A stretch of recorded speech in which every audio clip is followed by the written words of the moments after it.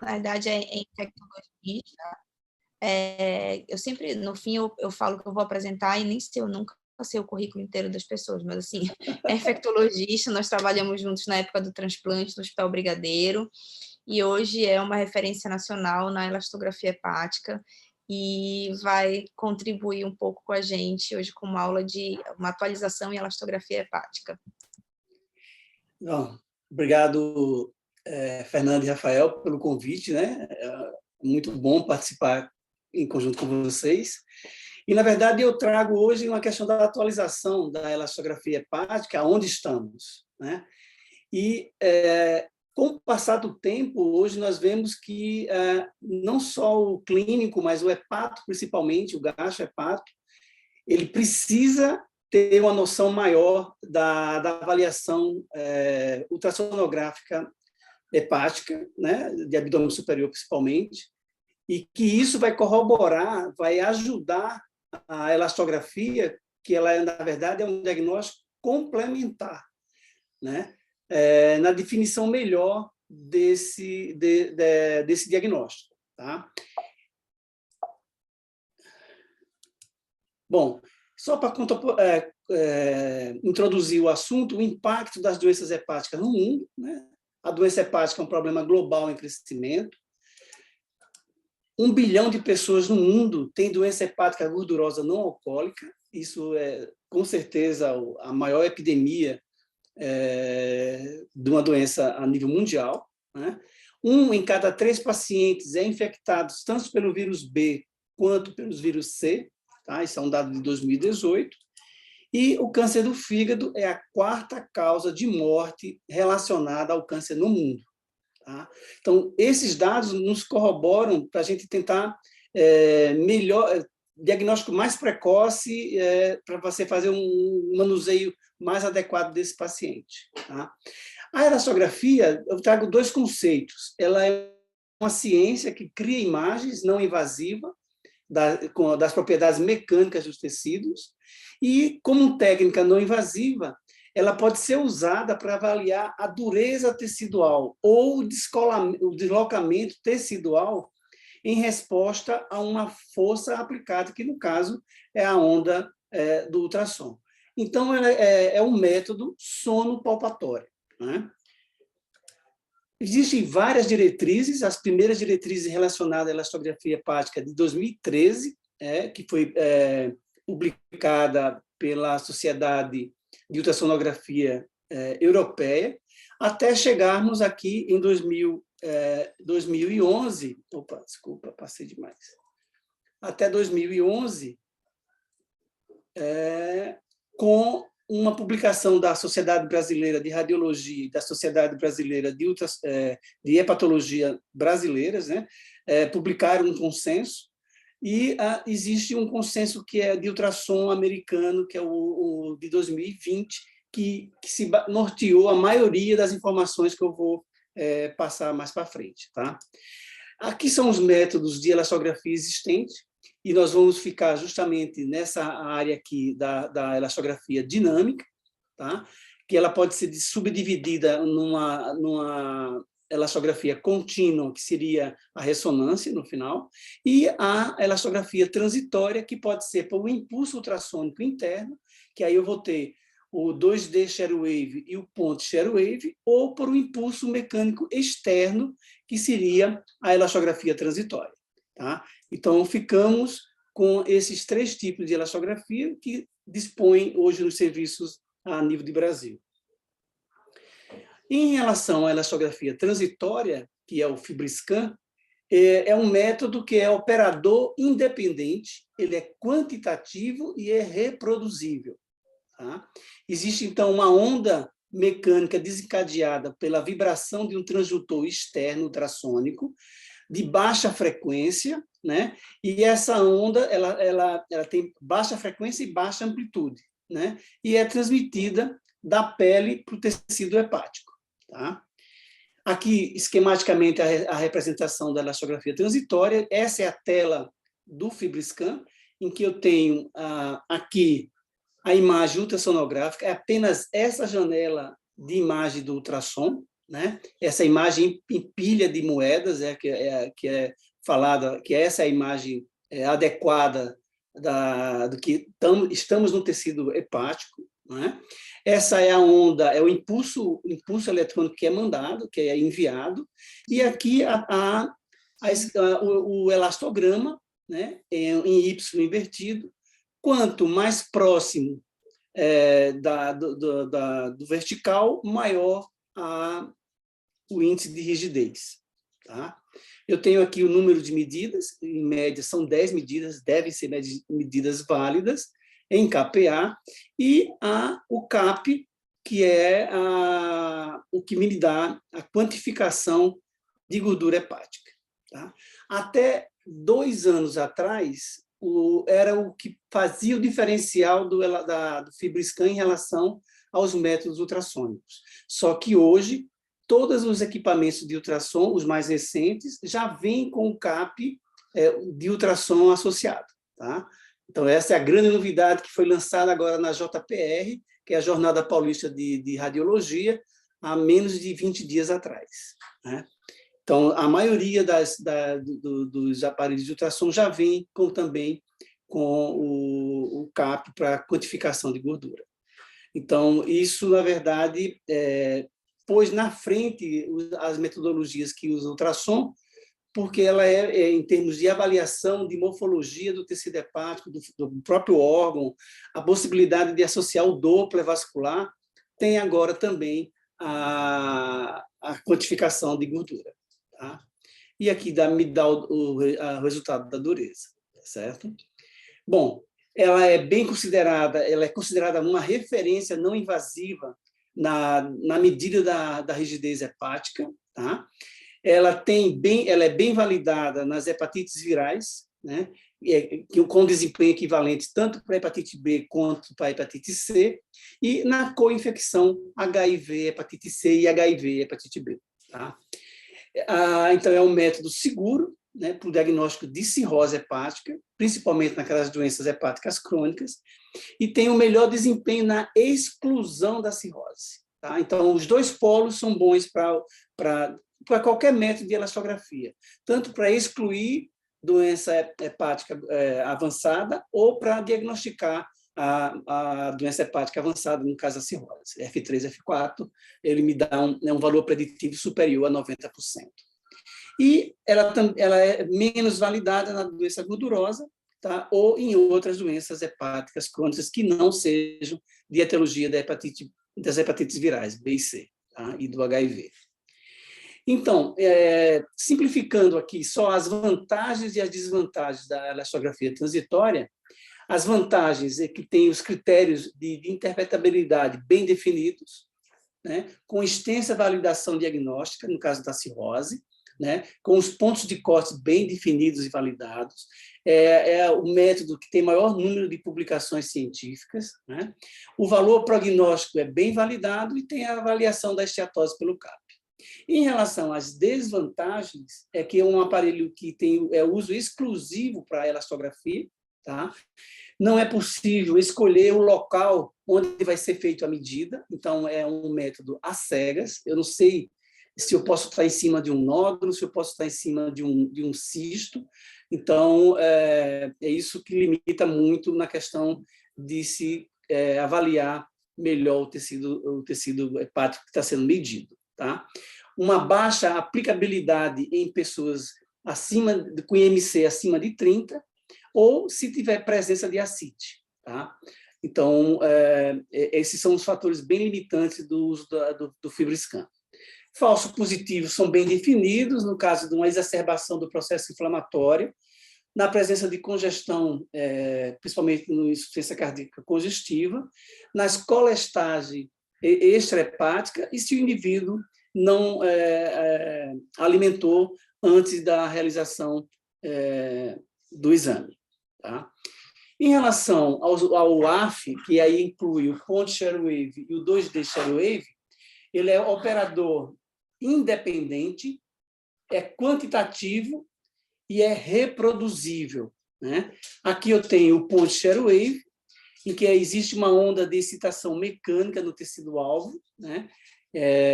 num local único, criando, então, uma onda de cisalhamento lateral, que é essa que você incita o tecido e ele cria uma onda lateral, que é chamada onda de cisalhamento.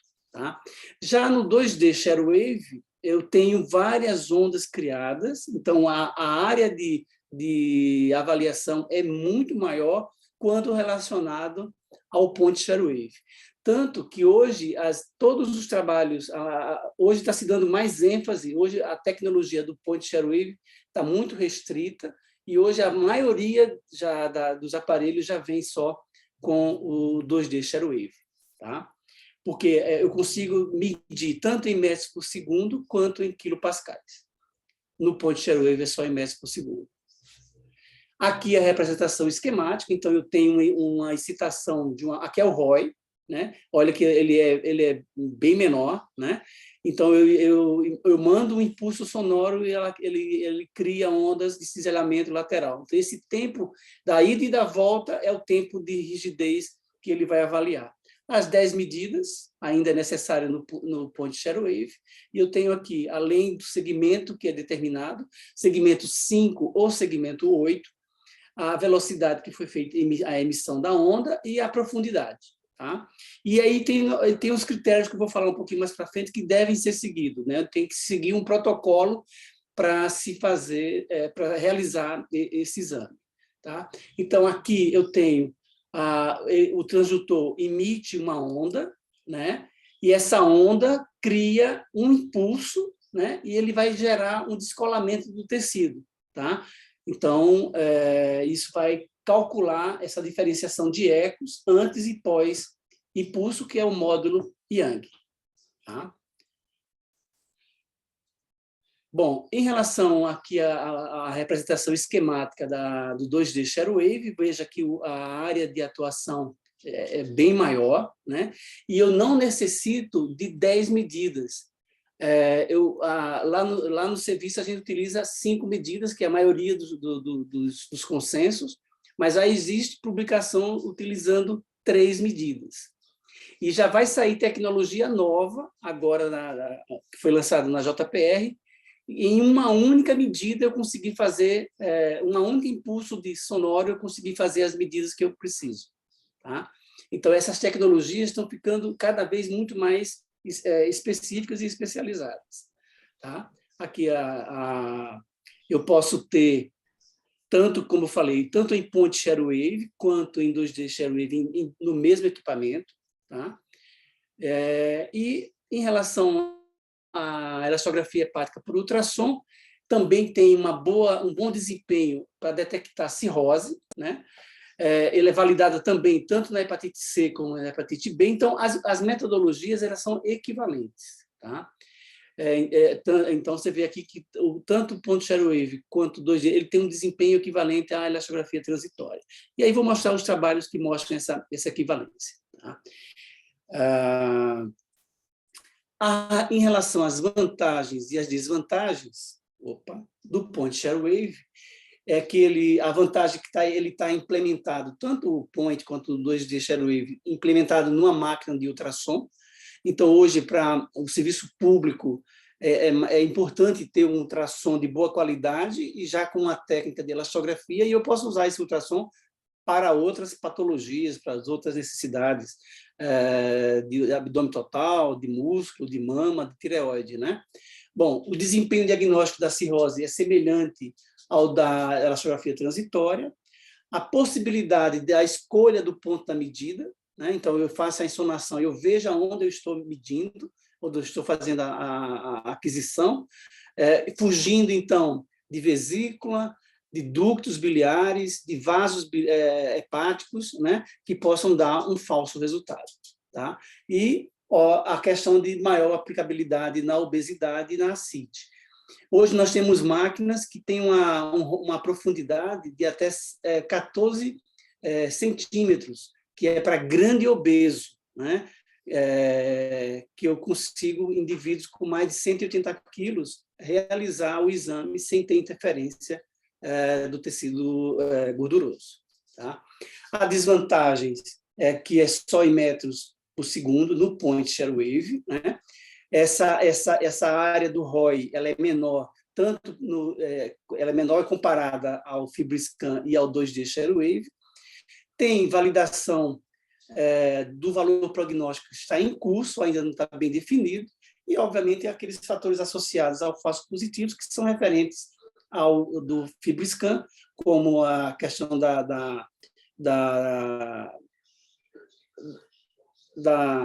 do processo inflamatório, se o indivíduo não se alimentou antes do exame, são semelhantes ao que foram falados do FibroScan. Tá?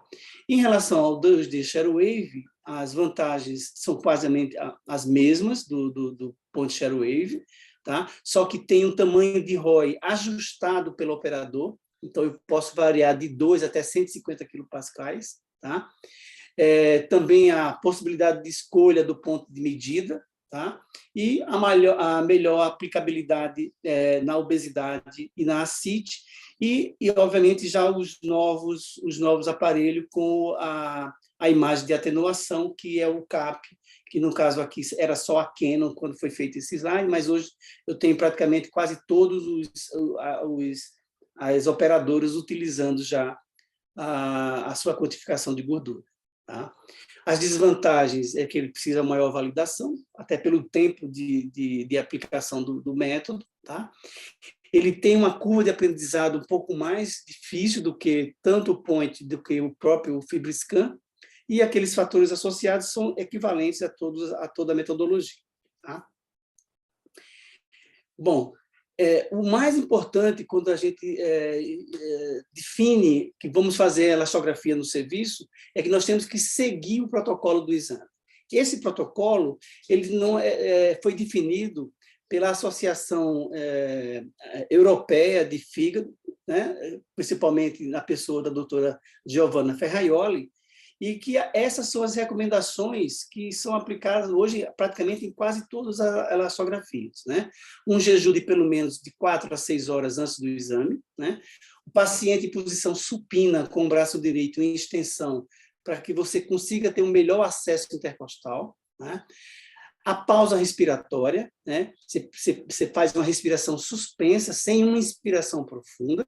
Né? O ROI ele está colocado sempre abaixo da cápsula de Gleason, de 1,5 a 2 centímetros, para evitar, então, artefatos de reverberação, e sempre perpendicular à cápsula. Então, se você segue todas essas recomendações, o seu exame vai ser de boa qualidade.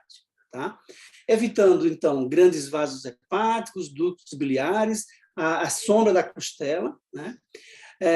O valor mediano de 10 medidas para a elastografia transitória, que é o FibroScan, e para o Point ShareWave, e quando eu utilizo a metodologia 2D, eu posso usar de 3 a 5 medidas. E aí o serviço vai definir se estabelece 3 medidas, se estabelece 5 medidas. Tá? Uma coisa nova é que a questão do IQR, né, que é o índice, o intervalo que avalia a qualidade do seu exame, intervalo interquartil, que é de 0,30, ou seja, 30% para quando se utiliza o KPA, e de 0,15 quando se utiliza o metro por segundo, ou seja, 15%. Tá? A situação sine qua non ter uma boa insonação do fígado em modo B, é um pré-requisito para as medidas de Point ShareWave e de 2D ShareWave, e sempre na mesma região. Eu não posso estar oscilando de espaço intercostal, eu sempre vou manter o mesmo espaço intercostal, e a variação do tecido vai ser decorrente da respiração.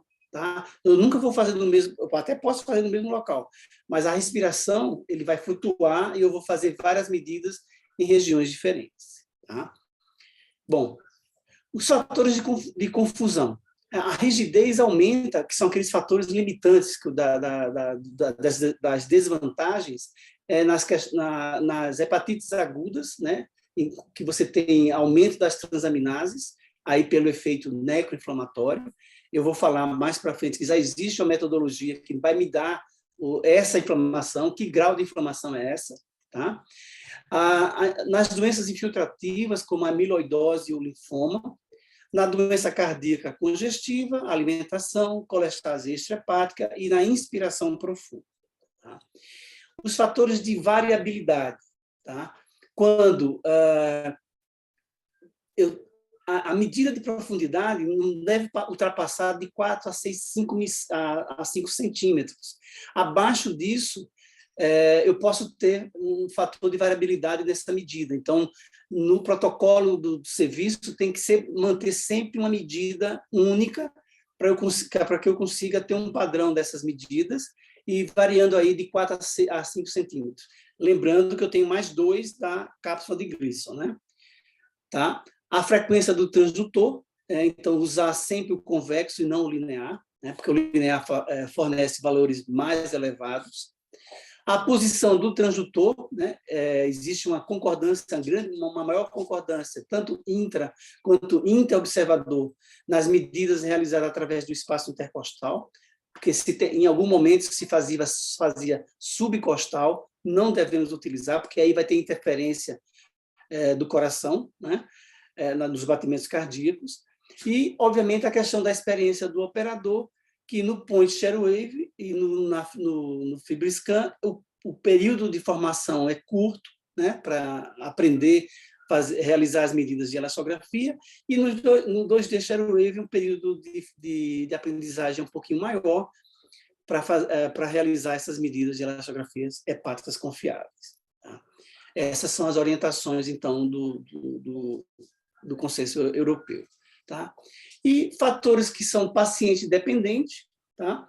A questão, como já foi falada, do jejum, do índice de massa corpórea desse indivíduo, se tem ascite, se tem congestão, sexo era um fator que era dito como variável, mas hoje isso já caiu por terra, tá? Se o indivíduo usa medicações que possam fazer ter uma atividade hepática maior, a presença de esteatose. Tá? E, obviamente, a etiologia também é um fator dependente. Tá? Bom, na questão da formação dos investigadores, como já foi falado, o 2D share wave precisa uma experiência maior de ultrassom em modo B. Né? Quais são, então, as principais indicações? Tá? Que vocês vão ver que quando se começa a fazer os exames de elastografia, vem pedido de elastografia para qualquer patologia. Mas o que nós temos definidos são a hepatite B, a hepatite C, o HIV, a esteatose e, agora, mais recentemente, a doença alcoólica, que são as principais, já temos definições dos pontos de cortes e aplicabilidade nessas patologias. Outras doenças, como depósito de ferro, qualquer outra deficiência de enzimas, não tem ponto de corte definido. Então, não é que você não vai realizar o exame, você realiza o exame, mas você não classifica esse indivíduo. Né? E você tem que botar uma observação que essa linha de corte não está bem estabelecida. Tá? Principalmente, se é um indivíduo que eu tenho 0 ou 4, eu fico mais confortável, mas naquela zona cinzenta, entre o 2 e o 3, eu não consigo definir, dar uma boa qualidade de exame quando não tenho uma indicação bem precisa da metodologia.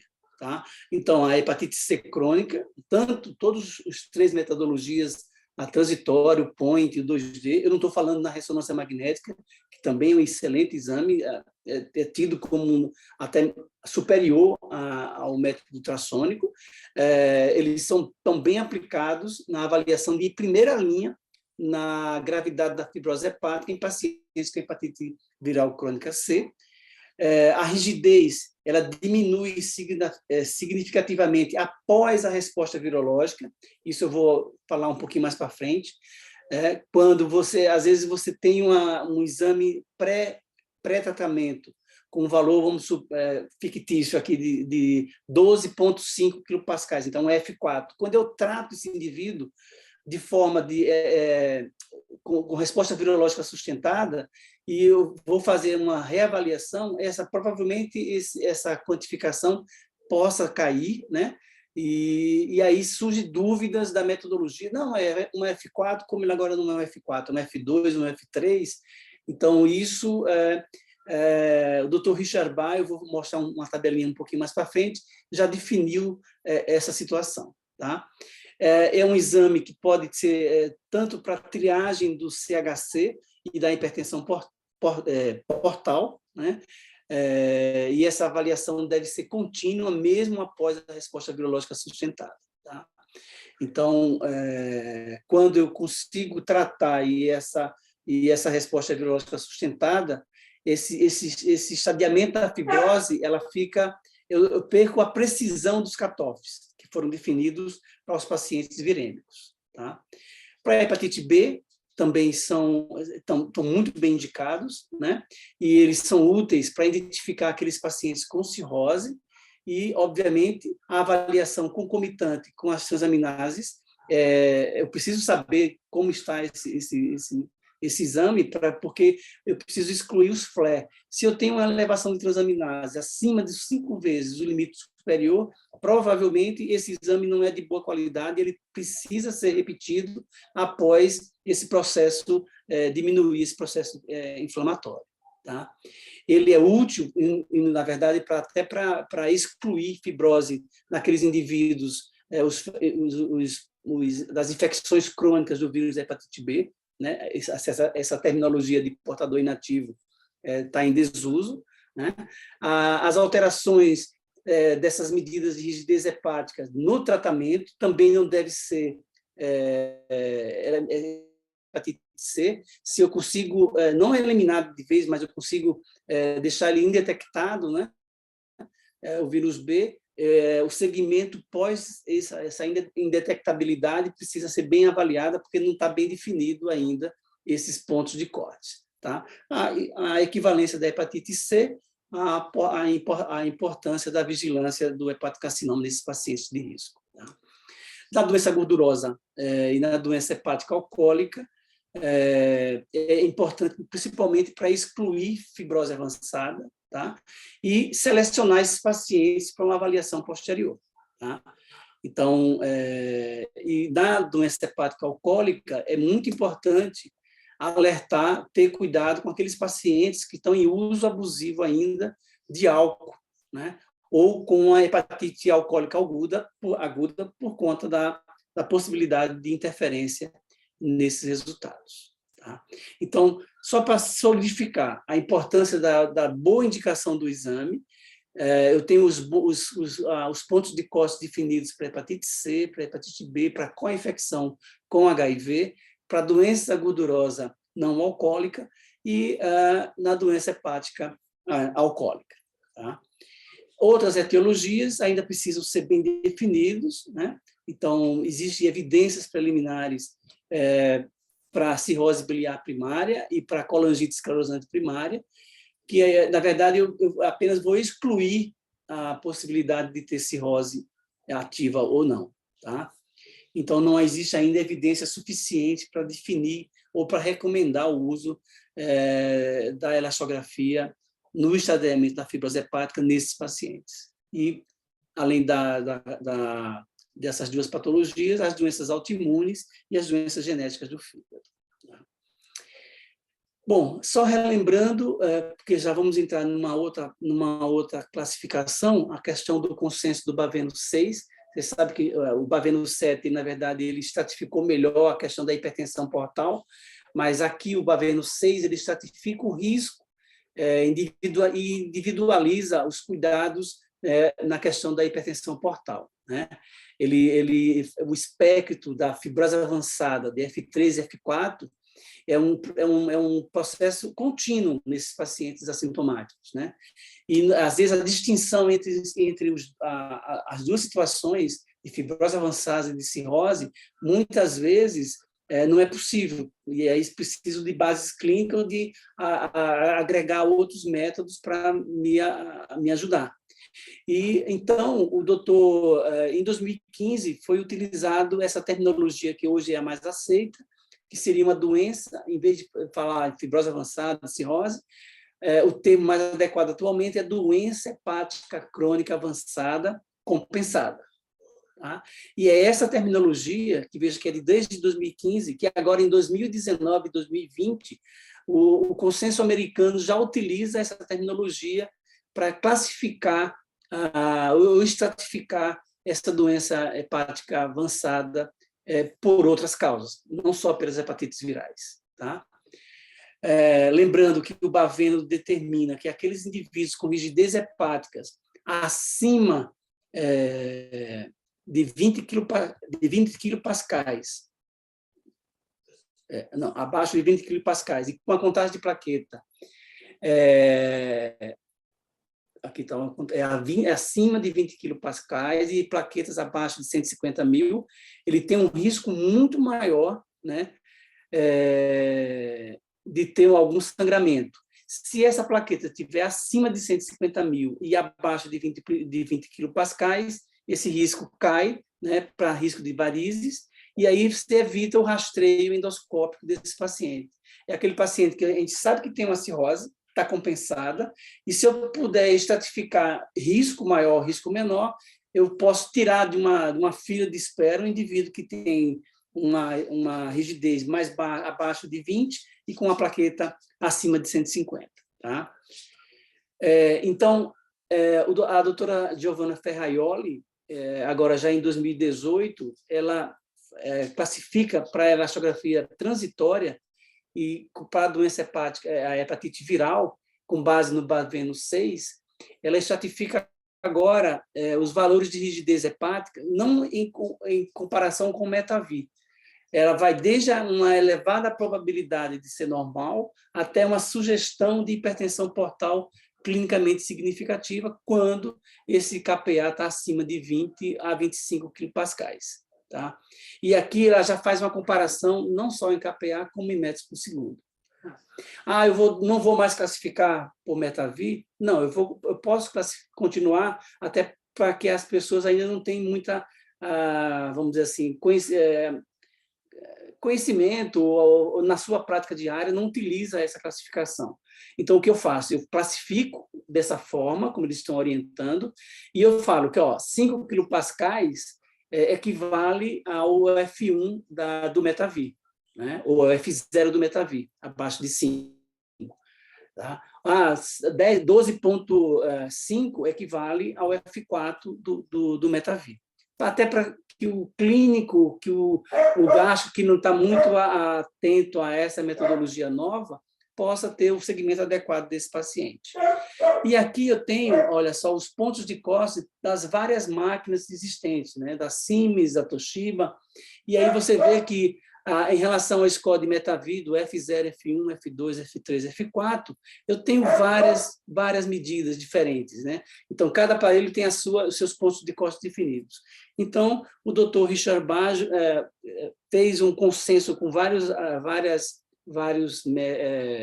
profissionais da área, né?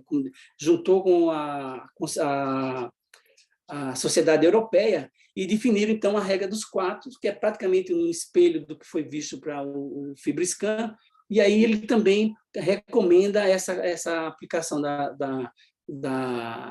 dos resultados em elevada probabilidade, descarta a doença hepática crônica, sugere a doença hepática crônica, sugere fortemente a doença hepática crônica avançada, ou é sugestivo de hipertensão portal clinicamente significativa. E tira aquele estigma de cirrose, né? O diagnóstico de cirrose, em algumas situações, é mais complicado.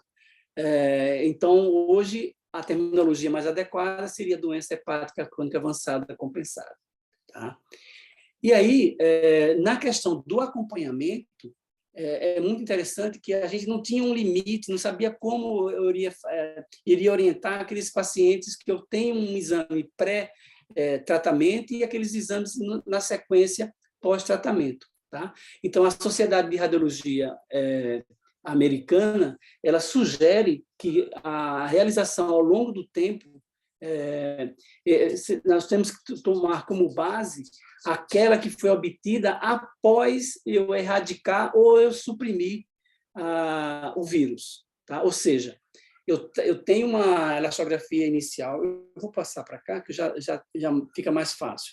Eu tenho uma elastografia antes do tratamento, que essa elastografia vai ser na avaliação inicial. Eu quero saber se ele é cirrótico, não é cirrótico, se ele tem fibrose avançada ou não. Tá? Eu trato o paciente. Eu vou alcançar após 3 meses, se for no caso da hepatite C, uma resposta virológica sustentada. Tá? Então, eu tenho esse paciente agora, ele é avirêmico.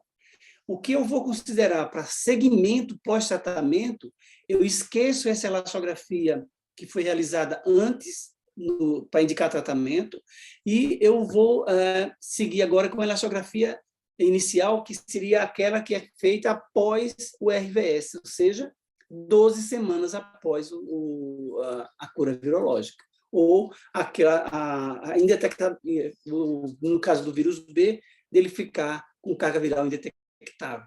E aí sim, a partir dessa elastografia 0, a próxima elastografia, que pode ser no intervalo, aí a critério do serviço, pode ser há 6 meses ou até 1 ano após a elastografia, que no caso aqui a gente chama de E0, eu vou fazer um delta entre o E0 e a próxima elastografia, e assim sucessivamente. Se esse delta ele for maior que 10% de redução, eu posso dizer que houve uma redução significativa de fibrose. Tá? Então, eu tentei deixar da forma mais esquemática para ficar mais fácil de entendimento. Então, a elastografia de segmento pós-RVS, nós vamos seguir a elastografia 0 após as 12 semanas, para dizer que ele está curado, né?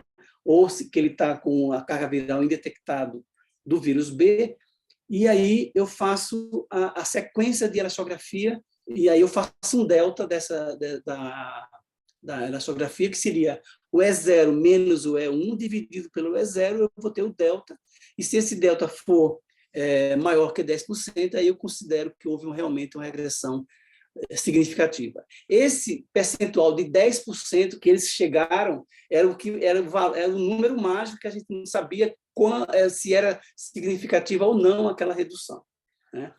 Então, esse consenso de 2019 realmente nos norteou nesse sentido. Tá?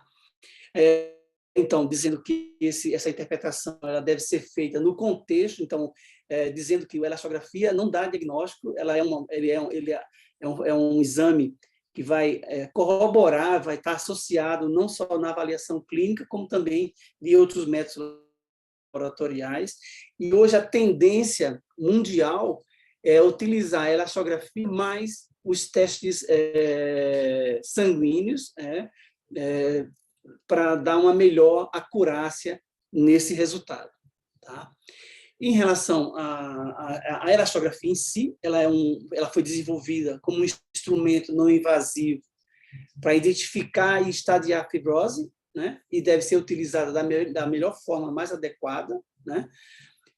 Quando você começa a fazer exames de outras patologias que não já bem definidas, você pode comprometer o seu exame, né?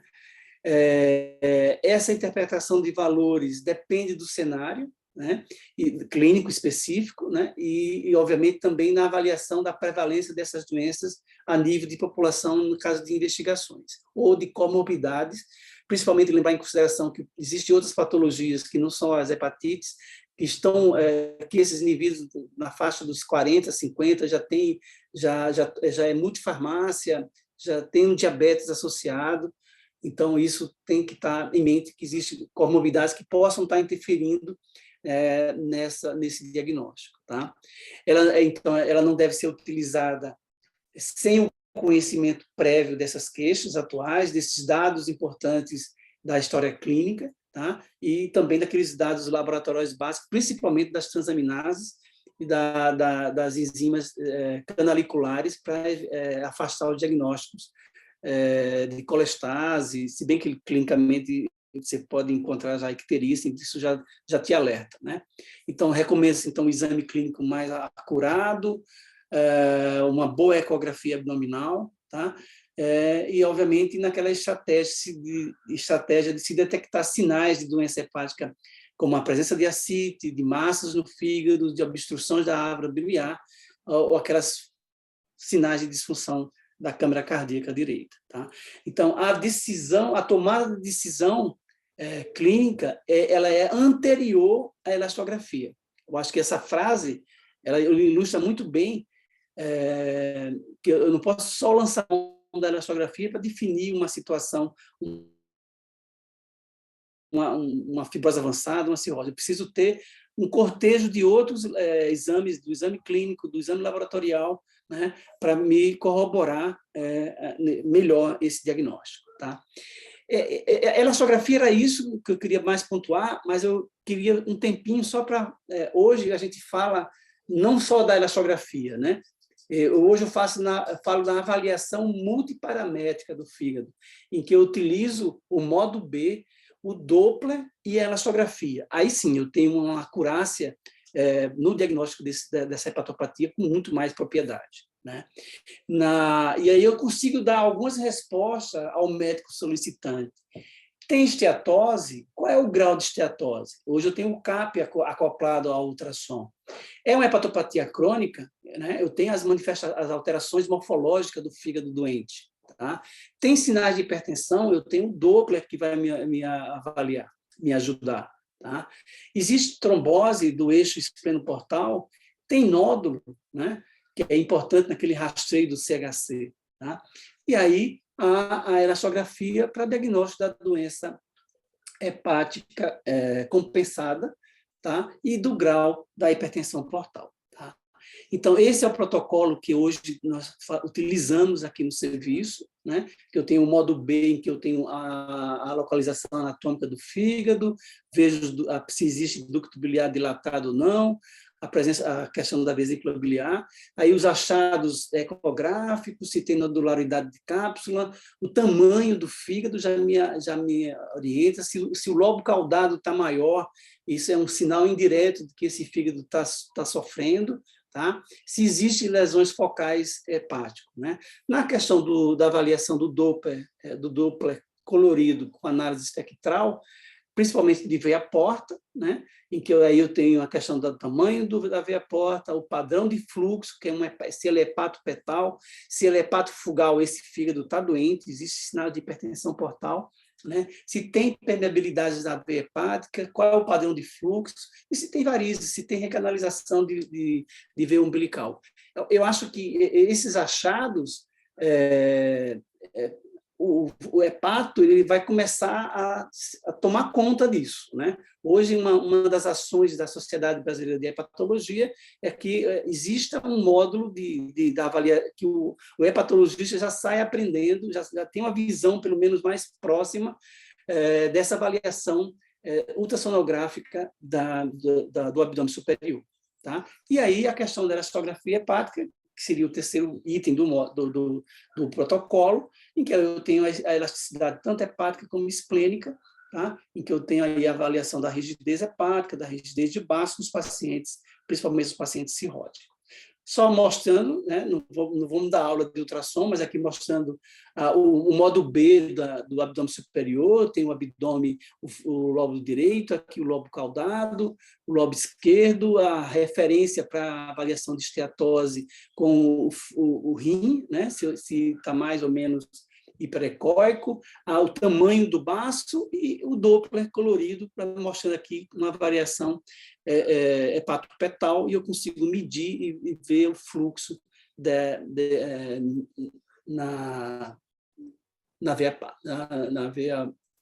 no complexo portal. Tá? Os achados da cirrose hepática são bem conhecidos de todos vocês, né? A questão da superfície nodular, irregular, né? do fígado, tá? Aquele padrão heterogêneo, não é uma coisa homogênea como é o fígado normal. Se tem hipertrofia do lobo caudado, como já falei, né? Se esses bordos são rombos, não é um bordo fino, tá? Se o tamanho da veia porta ele é maior do que 13 milímetros, se existe esplenomegalia acima de 20 milímetros, ou uma área maior do que 45 centímetros quadrados, e se tem ascite, aqui no caso aqui mostrando a presença de líquido na cavidade, né, que aí já define a presença de uma doença hepática avançada.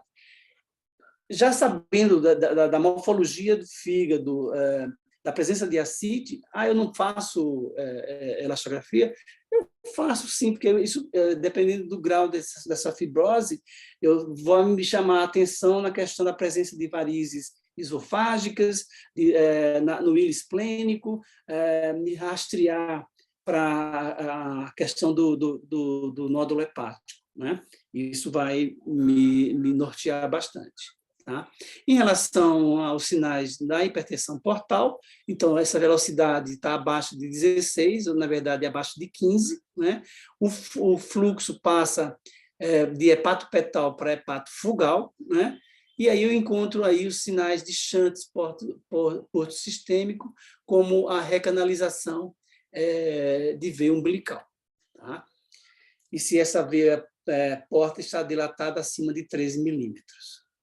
Esses sinais específicos de hipertensão portal, que equivale a 100, se esses estão presentes, 100% de certeza que existe uma hipertensão portal.